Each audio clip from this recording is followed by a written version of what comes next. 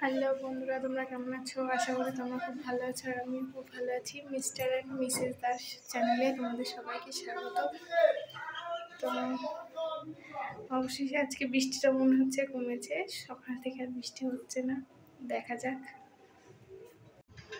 তো তোমরা দেখতেই পাচ্ছ আর বৃষ্টি হচ্ছে না, তো এখন দেখা যাক। সকাল থেকে তো আর বৃষ্টি হয়নি, আবার যদি হয়। তো দেখো তোমরা বাড়ির সামনে কত জল জমেছে, ওইদিকে তো অনেক জল জমেছে। তোমাদেরকে বলছিলাম না বৃষ্টিতে সব রাস্তাঘাট কেমন হয়ে আছে।